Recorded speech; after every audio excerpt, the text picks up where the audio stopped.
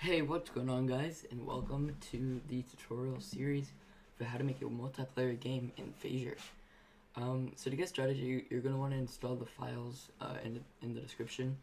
You're going to get this assets file, which is basically just all the game assets, and then this HTML file, which this should be named index.html.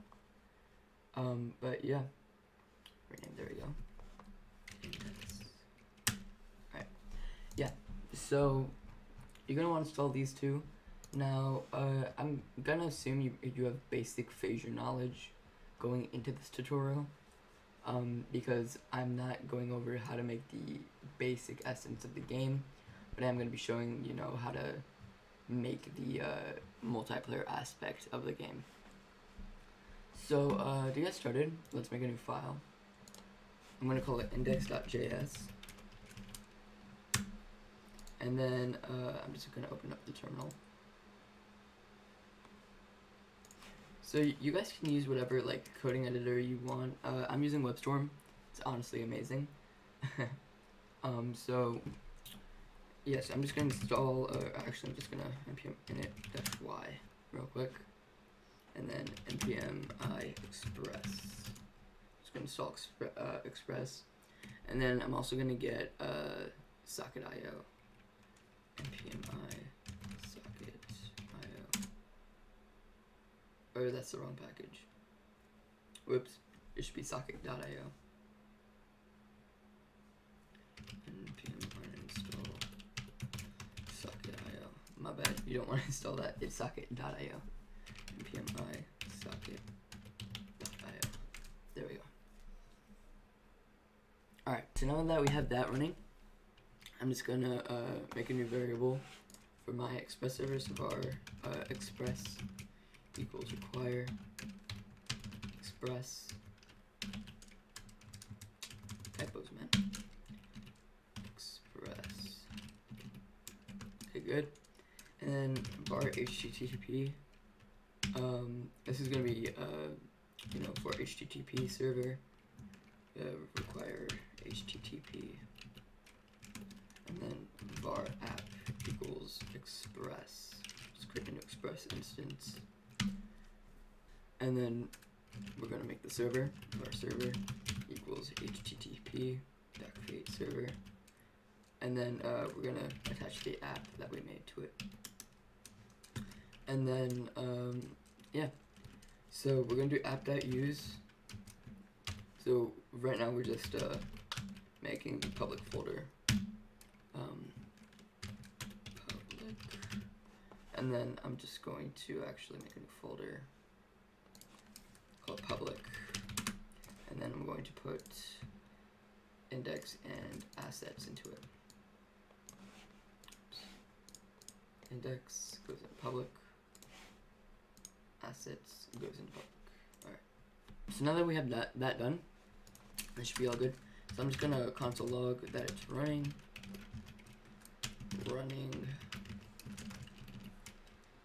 Cool. And then here's where we're going to make our Socketio server. So var Socketio equals require Socketio, and then var io server equals the new socket.io server, and then we're gonna attach that to the server that we made. And then we're just gonna make the server listen on, let's say, port 80.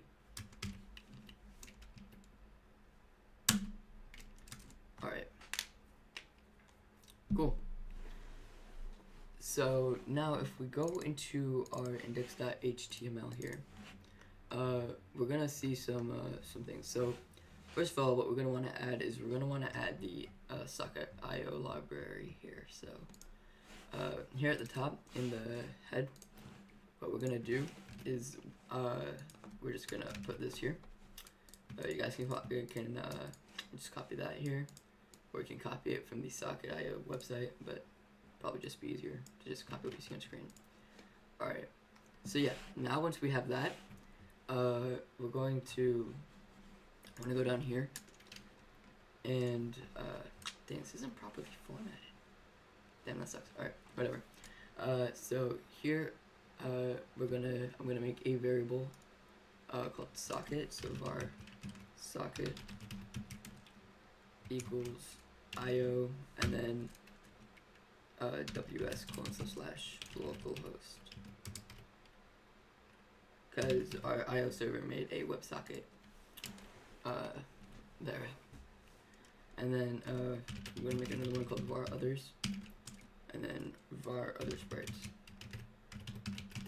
And that's gonna come in handy for when we need to actually see other people while we play the game. But actually, before I start here, I want to actually show you guys how the game looks like. So let me just load up node index running. Let me open up my local host here. Alright, so this is how the game looks like. It's a basic Phaser game. I didn't make this. The Phaser people did. You can find a tutorial on how they made it on their website.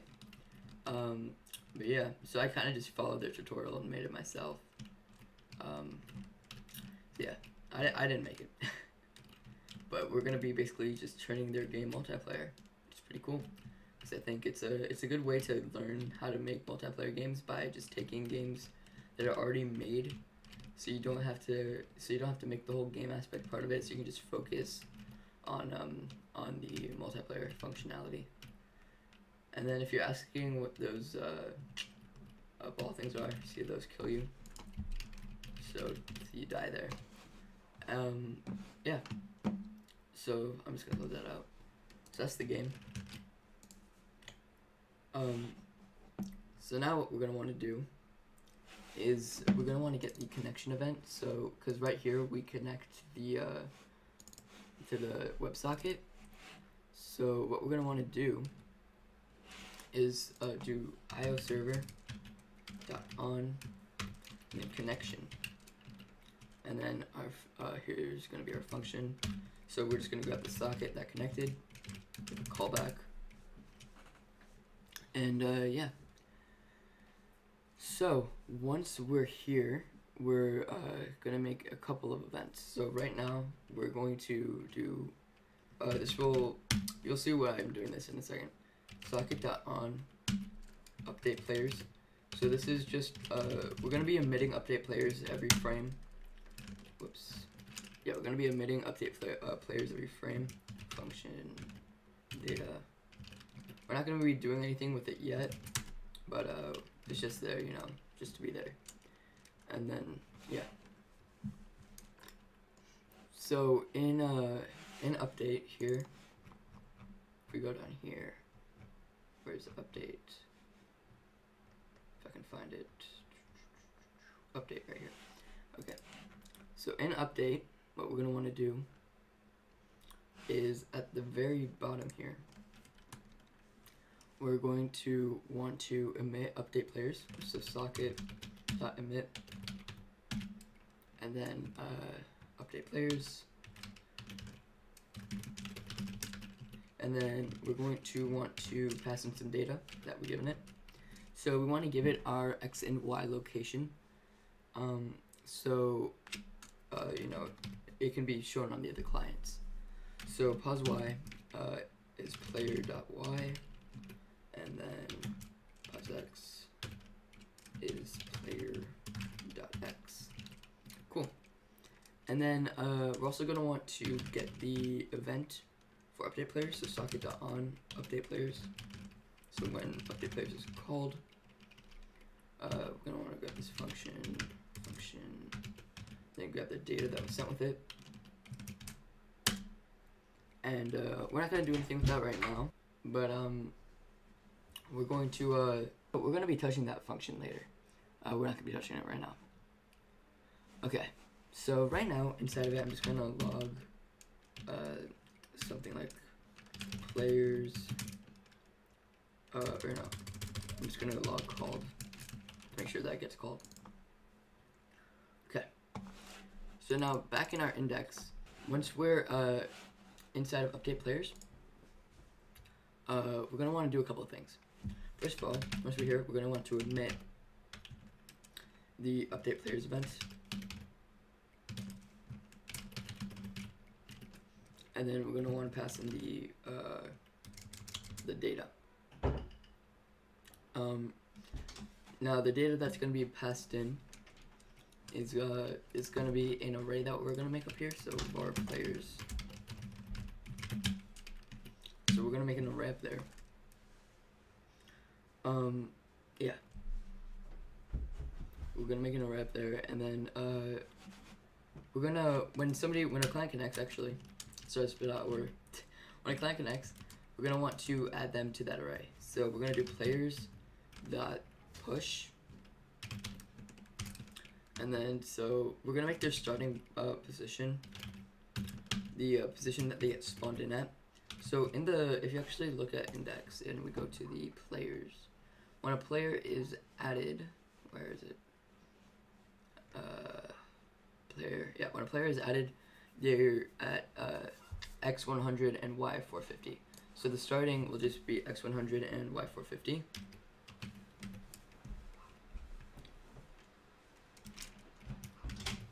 And then we're gonna also give the ID, because we're gonna want to be able to identify which player is which. So socket.id. Alright. So now that we have that, here we should loop through the players. So for player of players, we're going to check if the player ID is equal to the socket.id, and then if it is, then we're going to want to update their posx and posy. So player dot posx equals data dot posx. Now this might be a bit confusing, but let me explain.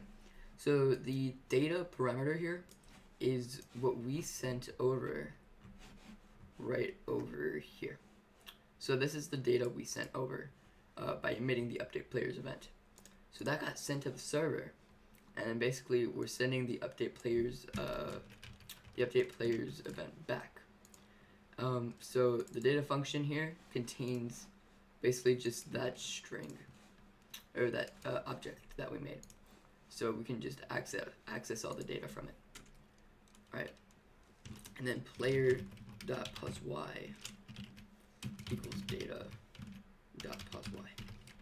Cool. Alright, so now in the update players event, the data we're going to want to send is going to be the players array that we made. Alright, even cooler. So now we're going to want to go back to our index.html here.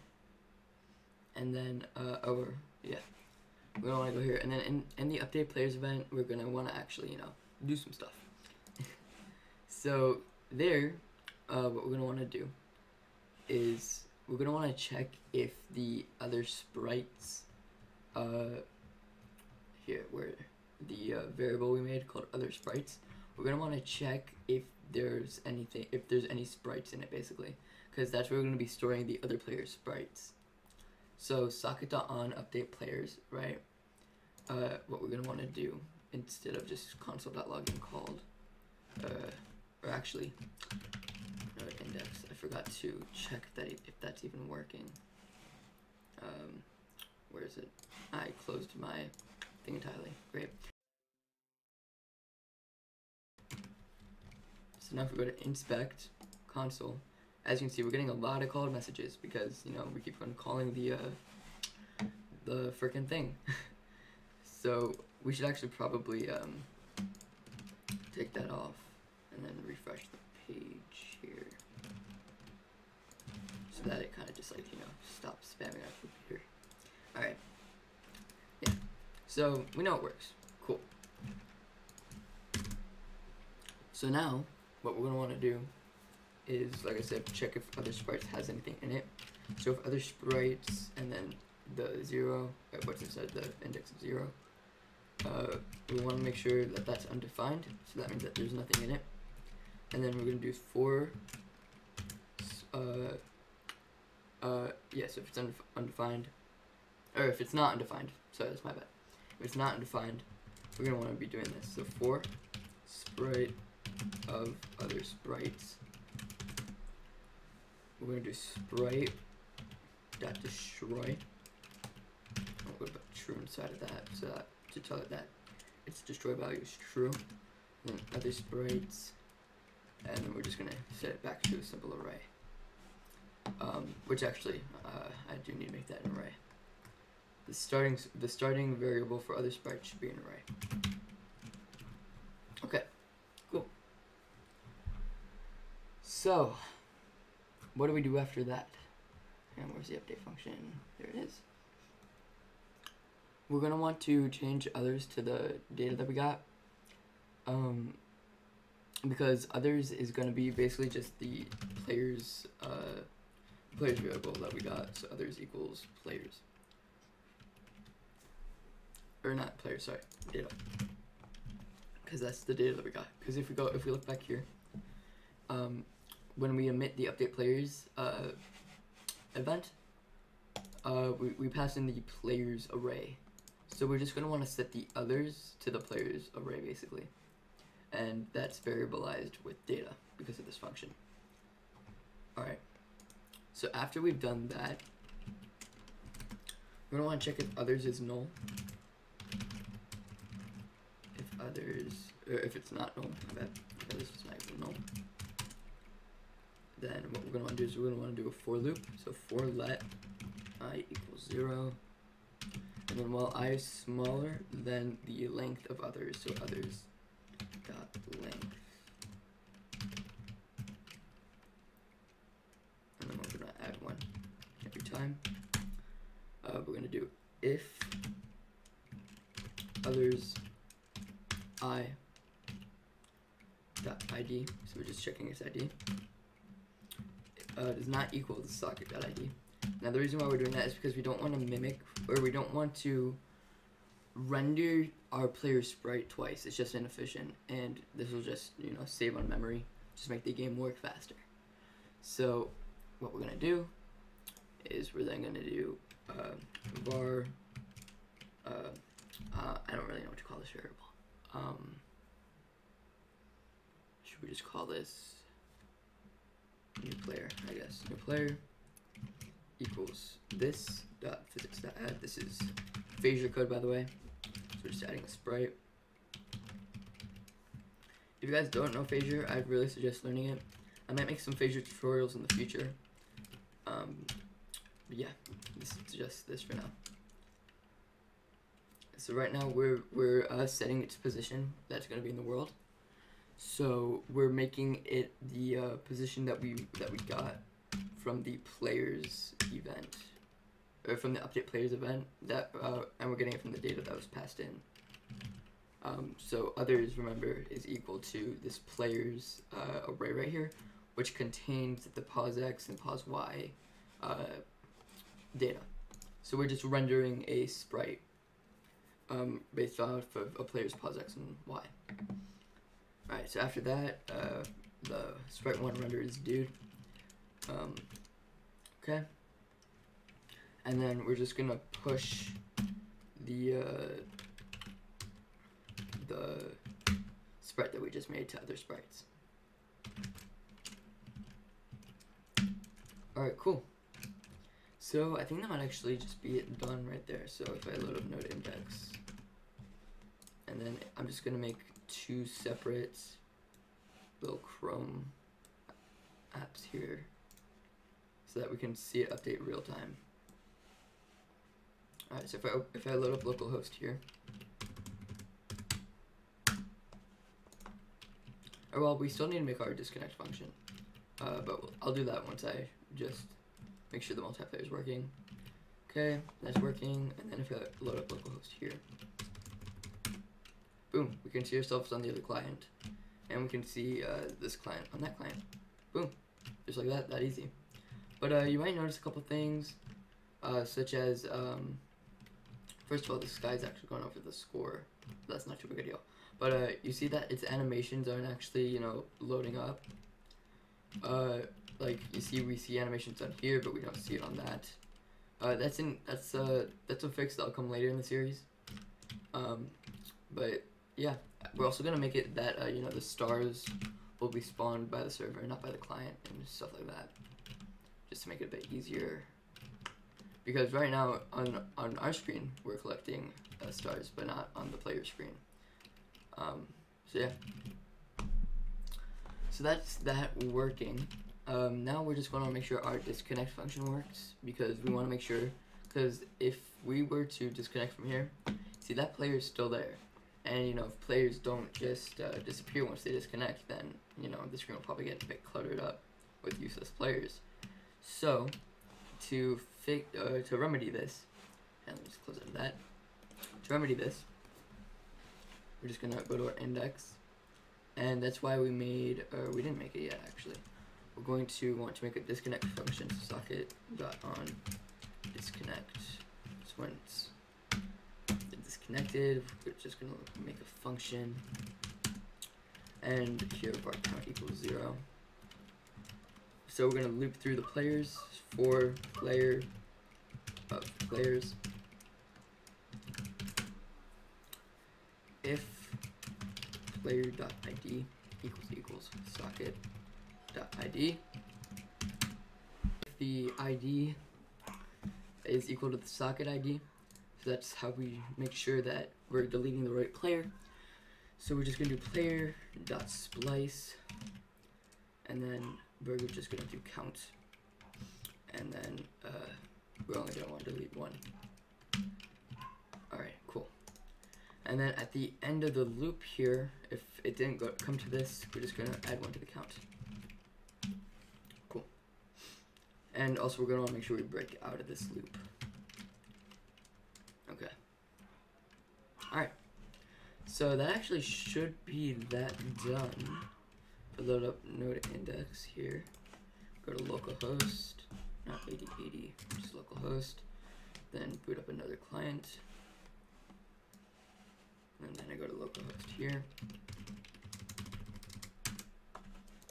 See, we see ourselves, and then if we leave, it crashed. What is the problem? Oh, I wrote player, not players. My bad. Node index. And wait, let me restart that. Node index. Alright. Boot up localhost.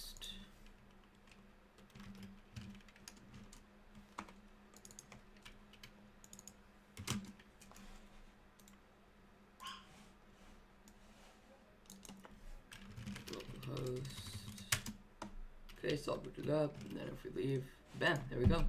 Player disconnects. That easy. So yeah, that's about it for part 1. In part 2, I'm gonna be probably making like functionality where it shows the player animations properly. The stars sync, where it like syncs it up, you know, deletes them, and stuff like that. That's gonna be in a later tutorial, because personally, that's gonna take a bit. So I also gotta plan everything, find everything out, you know. So yeah, once I figure that stuff out, I'll be back. And yeah, game perfectly works fine. Alright, I'll see you guys in the next one. Peace.